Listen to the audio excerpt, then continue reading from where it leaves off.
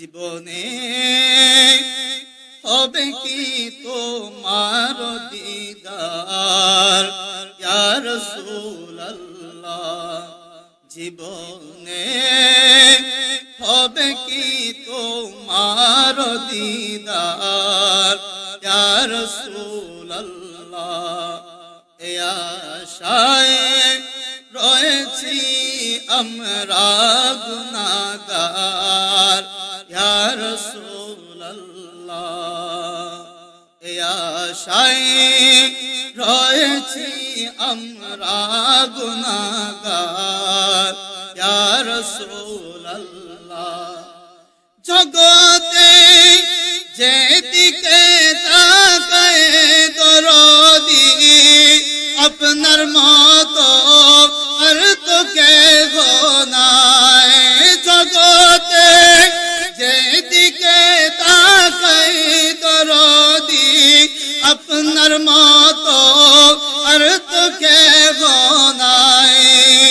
আপনি তো দোনো জাহানের বাদশাহ ইয়া রাসূলুল্লাহ, আপনি তো দোনো জাহানের বাদশাহ ইয়া রাসূলুল্লাহ।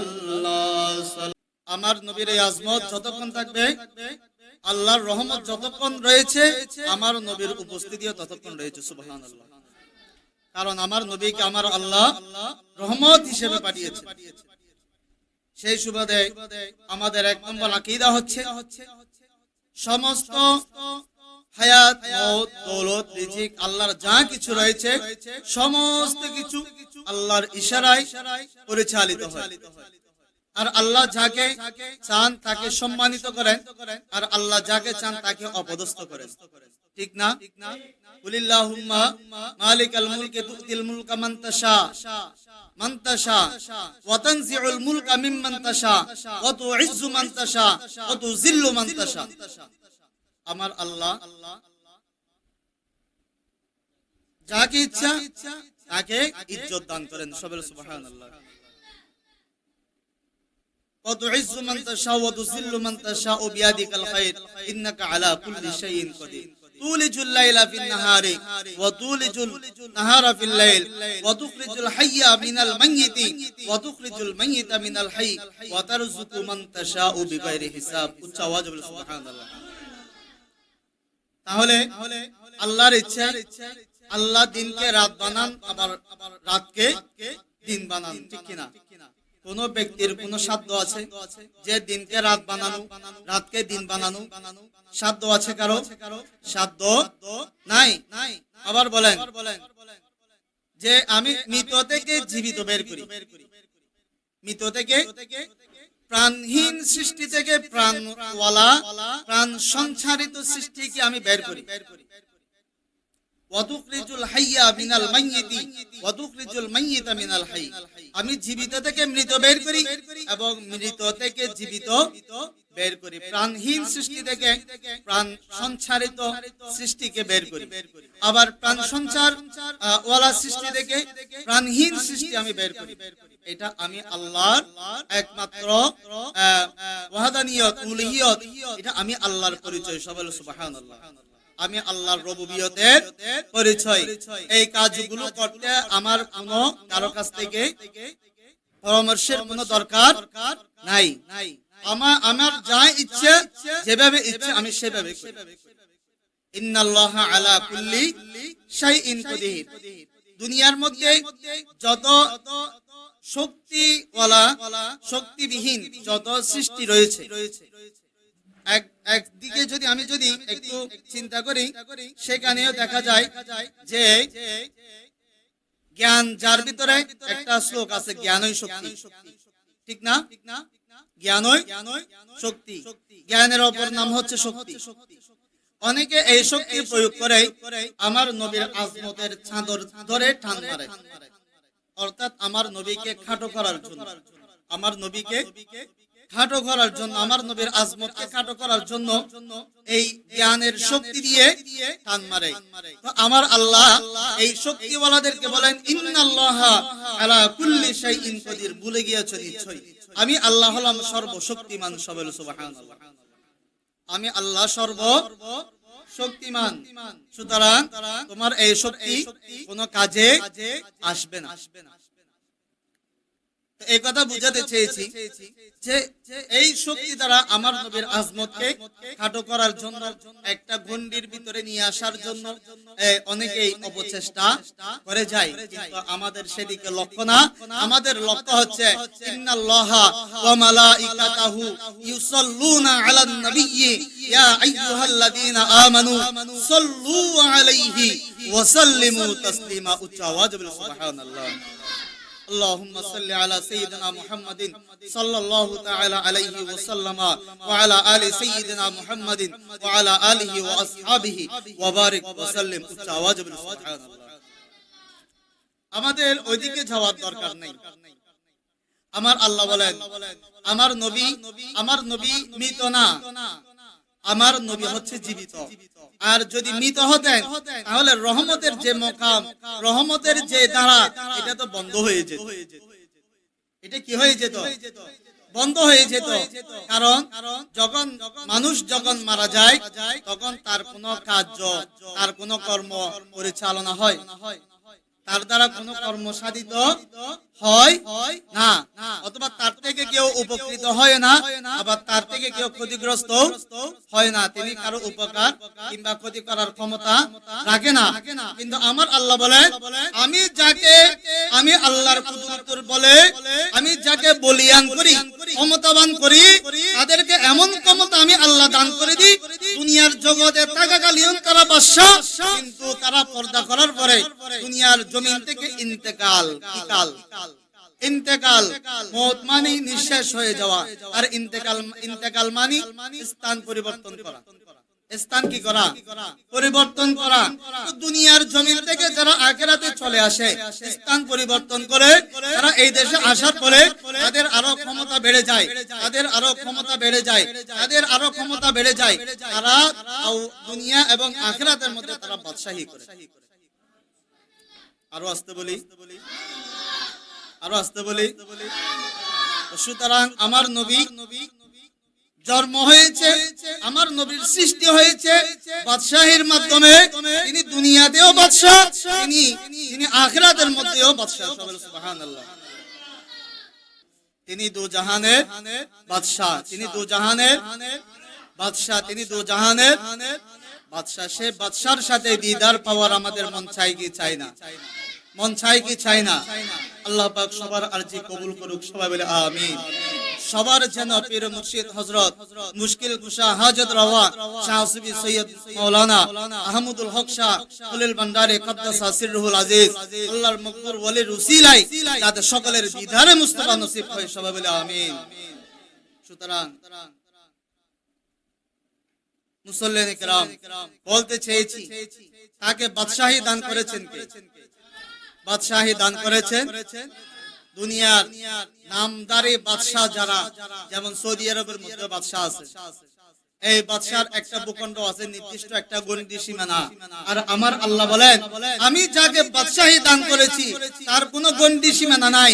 আমি আল্লাহর রবুবিয়তের সীমানা যতটুকু, আমি আল্লাহর রবুবিয়তের সীমানা, আমার ক্ষমতা, আমার হুকুম যতটুকু সীমানা জুড়ে চলে, আমার নবীর রহমতও ততটুকু সীমানা জুড়ে রয়েছে। সবাই সুবহানাল্লাহ। নির্দিষ্ট কোনো বাউন্ডারি নেই, সীমানা নাই। তিনি হচ্ছেন অসীম, তিনি হচ্ছেন সসীম নয়, তিনি হচ্ছেন অসীম। আমার নবী অসীম, সেজন্য আমার আল্লাহ সূরা কাউসারের মধ্যে সর্বপ্রথম আয়াতে কারিমা নাজিলের দ্বারা বুঝিয়ে দিয়েছেন, ইন্না আ'তাইনা আল কাউসার।